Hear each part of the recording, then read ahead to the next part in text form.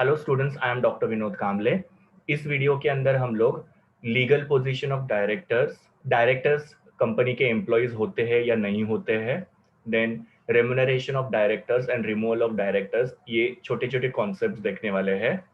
So first हम लोग start करते हैं लीगल पोजीशन ऑफ डायरेक्टर्स से। नाउ सबसे पहले है director as a agent. Now directors को कंपनी के एजेंट क्यों बोला जाता है? बिकॉज कंपनी जो होती है वो एक आर्टिफिशियल पर्सन होती है, क्रिएटेड बाय लॉ। मतलब क्या कि कंपनी जो होती है वो एक पर्सन तो है लेकिन आर्टिफिशियल पर्सन है। वो खुद से कोई भी एक्टिविटी नहीं कर सकते हैं। उनकी एक्टिविटीज को करने के लिए कंपनी के अंदर डायरेक्टर्स का होना जरूरी होता है। मतलब डायरेक्टर जो है वो कंपनी के बिहाफ पे काम करते हैं। ओके, मतलब अगर कंपनी को किसी के साथ कॉन्ट्रैक्ट करना है तो डायरेक्टर्स वो कॉन्ट्रैक्ट करते हैं। जैसे कोई मशीन परचेस करना है या कोई गुड्स सेल परचेस करना है वगैरह, या कोई प्रॉपर्टी वगैरह परचेस करनी है, तो ये सारे जो काम है वो कंपनी के बिहाफ के ऊपर डायरेक्टर्स करते हैं। और ये सारा काम जो है डायरेक्टर्स काफी ज्यादा स्किलफुली, केयरफुली और डिलीजेंटली का मतलब क्या होता है? मेहनत से काम करते हैं कंपनी के अंदर। और इसके लिए डायरेक्टर जो होते हैं वो कंपनी के एजेंट कहलाए जाते हैं, और कंपनी जो होती है वो डायरेक्टर्स के प्रिंसिपल कहलाए जाती है। तो इस तरीके से कंपनी और डायरेक्टर्स के बीच में एजेंट और प्रिंसिपल का रिलेशन होता है। ओके, तो आपको यहाँ पे एक ही याद रखना है कि कंपनी एक आर्टिफिशियल पर्सन है। कंपनी खुद से काम नहीं कर सकती है, कंपनी के बिहाफ पे डायरेक्टर्स जो होते हैं वो कंपनी का काम करते हैं। और बिकॉज डायरेक्टर्स कंपनी का काम करते हैं उनको कंपनी के एजेंट बोला जाता है, और कंपनी को डायरेक्टर्स के प्रिंसिपल बोलाया जाता है। दूसरा है director as managing partners. Now director जो होते हैं वो कंपनी के मैनेजिंग पार्टनर्स भी होते हैं। क्यों? बिकॉज डायरेक्टर जो होते हैं वो कंपनी के ओनर्स के रिप्रेजेंटेटिव्स होते हैं। अभी कंपनी के ओनर्स मतलब कौन? तो शेयर होल्डर्स। और रिप्रेजेंटेटिव का मतलब क्या होता है? उनके बिहाफ पे काम करने वाले। ओके, तो जैसे हमने देखा है कि शेयर होल्डर्स जो होते हैं वो कंपनी में आके फुल टाइम काम नहीं कर सकते, बिकॉज बहुत सारे शेयर होल्डर्स होते हैं और वो अलग अलग एरियाज में लोकेटेड होते हैं। तो शेयर होल्डर्स कंपनी का काम हैंडल करने के लिए डायरेक्टर्स को अपॉइंट करते हैं। इसके लिए डायरेक्टर्स को शेयर होल्डर्स का या फिर ओनर्स का रिप्रेजेंटेटिव बोला जाता है। और ये डायरेक्टर जो होते हैं वो शेयर होल्डर के बिहाफ पे कंपनी का कामकाज कंडक्ट करते हैं या मैनेज करते हैं। मतलब कंपनी का जो कामकाज होते हैं वो खुद हैंडल करते हैं। दूसरा है डायरेक्टर जो है उनको काफी सारे पावर्स दिए हैं ताकि वो कंपनी का मैनेजमेंट जो है वो अच्छे से हैंडल कर पाए। और उन लोगों को कुछ फंक्शंस भी परफॉर्म करने होते हैं, मतलब कुछ कामकाज भी करने होते हैं। अभी कौन से पावर दिए हैं डायरेक्टर्स को, या फिर उनको क्या क्या एक्टिविटीज परफॉर्म करनी पड़ती है, फंक्शंस परफॉर्म करने होते हैं? तो डायरेक्टर्स को शेयर्स का अलॉटमेंट करना होता है। शेयर अलॉटमेंट मतलब क्या? जिन्होंने भी शेयर्स के लिए अप्लाई किया है उनको शेयर्स दे देना। फिर बाद में raising of the loans, company को जो भी फाइनेंस की जरूरत पड़ती है वो फाइनेंस जो है वो कंपनी में लाना, और वो फाइनेंस को सही जगह पे इन्वेस्ट करना। तो ये सारे काम करने का पावर जो है वो डायरेक्टर्स को दिया रहता है, और ये सारे काम जो होते हैं डायरेक्टर्स को हैंडल करना पड़ता है। और लास्ट वाला है कि डायरेक्टर जो है वो खुद भी कंपनी के सिग्निफिकेंट शेयर होल्डर्स है, मतलब काफी इंपॉर्टेंट और काफी एक्टिव शेयर होल्डर्स है कंपनी के। बिकॉज डायरेक्टर्स बनने के लिए भी उन लोगों को कंपनी के शेयर्स परचेस करना पड़ता है, उनको क्वालिफिकेशन शेयर बोला जाता है। तो कोई भी पर्सन जब कंपनी की डायरेक्टरशिप एक्सेप्ट करता है तो उनको कंपनी के कुछ शेयर्स परचेस करना पड़ता है। So they are also the share holders of the company. और इनको एक्टिव शेयर होल्डर्स इसके लिए बोला जाता है बिकॉज वो कंपनी में काम भी कर रहे हैं। दूसरे शेयर होल्डर्स के जैसा ही नहीं है कि जो सिर्फ एनुअल जनरल मीटिंग में ही कंपनी में आते हैं या कंपनी के कामकाज को हैंडल नहीं करते हैं। डायरेक्टर जो होते हैं वो कंपनी के एक्टिव शेयर होल्डर्स कहलाए जाते हैं बिकॉज वो कंपनी का सारा कामकाज मैनेज करते हैं। तो इस तरीके से डायरेक्टर्स कंपनी के ओनर से शेयर होल्डर्स को रिप्रेजेंट करते हैं। फिर उनके पास काफी सारे पावर्स है, काफी सारे फंक्शंस वो परफॉर्म करते हैं जो हमने देखे। और बिकॉज वो कंपनी के शेयर होल्डर्स है इसके लिए डायरेक्टर्स को कंपनी के मैनेजिंग पार्टनर्स भी बोला जाता है, बिकॉज वो कंपनी को मैनेज कर रहे हैं। And the third one is directors as trustee. Now director जो होते हैं वो कंपनी के ट्रस्टीज होते हैं। ट्रस्टी का मतलब क्या होता है? ट्रस्ट मतलब क्या? विश्वास। ओके, तो डायरेक्टर्स को बहुत ही ऑनेस्ट तरीके से कंपनी में काम करना पड़ता है। किसी भी तरीके से चीटिंग या किसी भी तरीके से फ्रॉडुलेंट एक्टिविटीज वगैरह करनी चाहिए नहीं। मतलब कंपनी की जो भी प्रॉपर्टी है, कंपनी के जो भी फंड्स है, उनको कंपनी के लिए ही यूज करना है, खुद के पर्सनल गेन के लिए या पर्सनल बेनिफिट के लिए उनको यूज नहीं करना है। सो बहुत ही ऑनेस्ट तरीके से उन्होंने कंपनी में एक्ट करना चाहिए, अपना काम करना चाहिए। फिर उन्होंने कंपनी और शेयर होल्डर का जो इंटरेस्ट है उसको गार्डियन करना चाहिए। गार्डियन का मतलब क्या होता है? प्रोटेक्ट करना, संभालना। ओके। और इंटरेस्ट का मतलब क्या होता है? भलाई या फायदा। तो उन्होंने कंपनी के भलाई के लिए या कंपनी के फायदे के लिए काम करना चाहिए, और कंपनी के इंटरेस्ट को हमेशा उन्होंने गार्ड करके रखना चाहिए, सुरक्षित रखना चाहिए। मतलब किसी भी तरीके से कंपनी को लॉस हो या किसी भी तरीके से शेयर होल्डर को कोई भी प्रॉब्लम हो, ऐसी कोई भी चीजें डायरेक्टर्स ने करनी चाहिए नहीं। उसी के साथ साथ डायरेक्टर जो होते हैं वो कंपनी के जो भी पैसे उनको दिए रहते हैं उसके लिए अकाउंटेबल होते हैं। इसका मतलब ये है कि जैसे हमने देखा कि डायरेक्टर जो होते हैं वो कंपनी के फंड रेज करते हैं और कंपनी के जो फंड्स है उसको सही तरीके से इन्वेस्ट भी करते हैं। तो कहाँ पे पैसा इन्वेस्ट करना है, कैसे पैसा इन्वेस्ट करना है, वो डायरेक्टर्स को काफी सोच समझ के करना पड़ता है, बिकॉज उसके लिए उनको शेयर होल्डर्स को आंसर देना पड़ता है। अगर गलत जगह पे उन्होंने पैसे को इन्वेस्ट किया और कंपनी को लॉस हुआ तो डेफिनेटली एनुअल जनरल मीटिंग के अंदर डायरेक्टर्स को पूछा जाएगा, शेयर होल्डर्स उनको पूछते हैं और उसका जवाब जो है डायरेक्टर्स को देना पड़ेगा। इसके लिए यहाँ पे अकाउंट ये वर्ड यूज किया। अकाउंट मतलब क्या होता है कि जवाब देना। फिर बाद में उनको, जैसे मैंने आपको बताया कि कंपनी का जो भी कैपिटल है या जो भी फंड्स है कंपनी के, उसको प्रॉपरली यूटिलाइज करना है और उसको बहुत ही कॉशियस तरीके से अप्लाई करना है। कॉशियस मतलब थोड़ा सा ध्यान रखें कि कहीं पे भी अनप्रोडक्टिव तरीके से पैसा कंपनी का यूज नहीं होना चाहिए। जहां पे प्रोडक्टिविटी है, जहां पे प्रॉफिट है, वहां पे ही कंपनी का पैसा जो इन्वेस्ट करना चाहिए।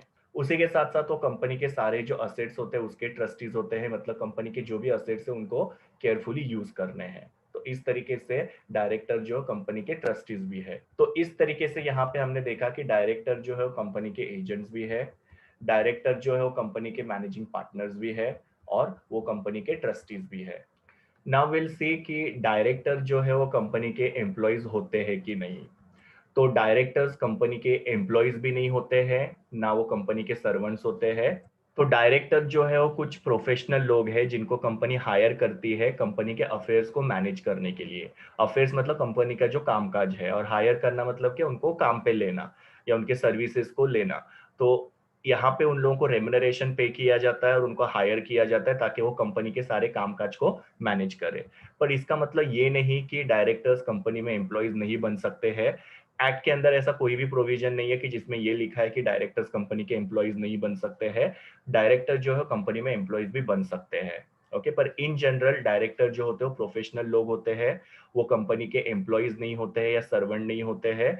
उनको सिर्फ कंपनी के कामकाज को हैंडल करने के लिए अपॉइंट किया जाता है। तो इस हिसाब से इन लोगों को कंपनी के मैनेजर्स बोला जाता है, वो कंपनी के एम्प्लॉयज कहलाए जाते नहीं है। नेक्स्ट हम लोग देखते हैं रेम्युनरेशन ऑफ डायरेक्टर्स। रेम्युनरेशन का मतलब क्या होता है? डायरेक्टर जो होते हैं वो कंपनी के कामकाज को हैंडल करते हैं और उसके बदले में उनको कंपनी क्या पे करती है। तो जो भी कंपनी के मैनेजरियल पर्सोनल है, जैसे डायरेक्टर्स या मैनेजिंग डायरेक्टर्स, ये कंपनी में मैनेजरियल पोजीशन होल्ड करते हैं, मतलब मैनेजर लेवल पे ये लोग काम करते हैं और इसके लिए इन लोगों को मैनेजरियल रेम्युनरेशन मिलना जरूरी होता है। नाउ डायरेक्टर्स को ये रेम्युनरेशन किस फॉर्म में पे किया जाता है? तो यहाँ पे बेसिकली तीन फॉर्म्स में डायरेक्टर्स को रेम्युनरेशन पे किया जा सकता है। पहला है मंथली पेमेंट, मतलब जैसे सैलरी वगैरह उनको मंथली पे किया जा सकता है एज अ रेम्युनरेशन। दूसरा, कंपनी का जो भी नेट प्रॉफिट होता है उसके अंदर कुछ परसेंटेज दिया जाता है, जैसे कि कंपनी का जो भी नेट प्रॉफिट होगा उसका 5% या उसका 2% या उसका 7% ऐसे उनको पे किया जाता है। अभी नेट प्रॉफिट क्या होता है ये आप लोग अकाउंट सब्जेक्ट में पढ़ने ही वाले हो, किस तरीके से कंपनी का नेट प्रॉफिट कैलकुलेट किया जाता है। और तीसरी चीज उनको पे की जा सकती है वो है कमीशन। सो बिकॉज डायरेक्टर जो है वो मैनेजरियल पोजीशन पे है, कंपनी का सारा कामकाज हैंडल करते हैं, तो इसके लिए उन लोगों को सैलरी या नेट प्रॉफिट में कुछ परसेंटेज या फिर कमीशन पे किया जाता है एज अ रेम्युनरेशन। और दूसरा उनको पे किया जाता है sitting fees. Now sitting fees किस चीज का होता है? बिकॉज डायरेक्टर जो है बोर्ड मीटिंग अटेंड करते हैं या कमिटी मीटिंग्स अटेंड करते हैं। अभी बोर्ड मीटिंग क्या होता है, कमेटी मीटिंग क्या होता है, ये सब हम लोग आगे के चैप्टर्स में पढ़ने वाले हैं। सिर्फ हम लोग को यहाँ पे इतना यही समझना है कि बोर्ड मीटिंग और कमेटी मीटिंग जो होती है वो डायरेक्टर्स की होती है, और ये मीटिंग अटेंड करने के लिए डायरेक्टर्स को सिटिंग फीस पे की जाती है।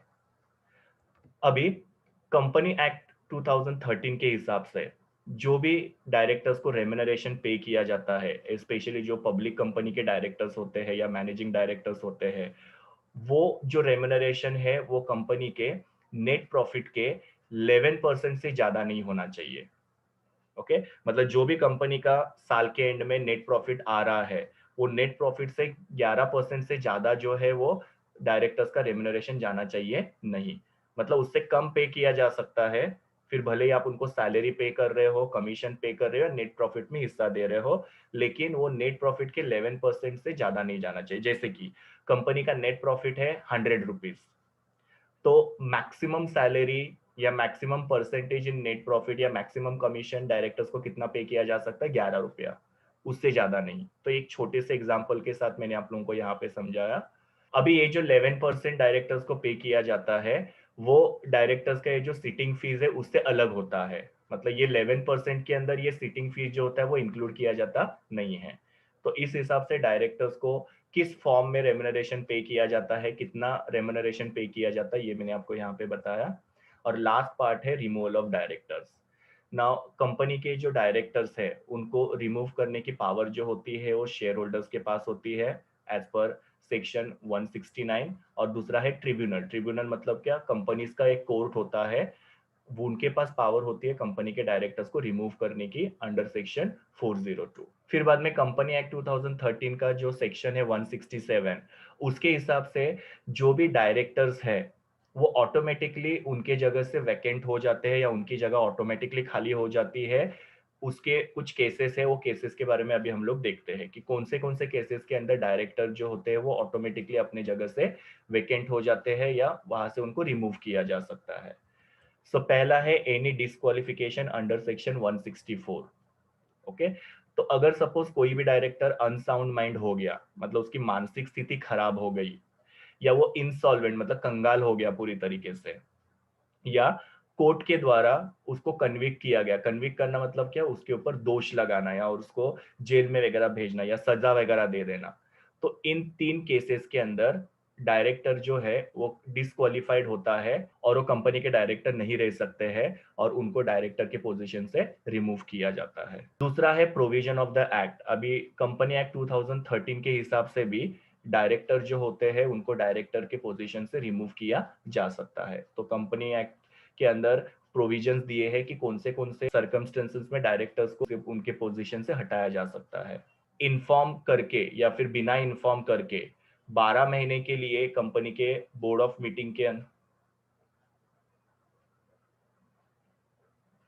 तीसरा है एब्सेंटीज एट बोर्ड मीटिंग, मतलब कि कोई भी डायरेक्टर जो है वो परमिशन के साथ या बिना परमिशन के कंपनी में 12 महीने या उससे ज्यादा अगर एब्सेंट रहता है, तो उस केस में भी वो डायरेक्टर को कंपनी की डायरेक्टरशिप जो है वो छोड़नी पड़ती है, उनको डायरेक्टर पोजीशन से रिमूव किया जाता है।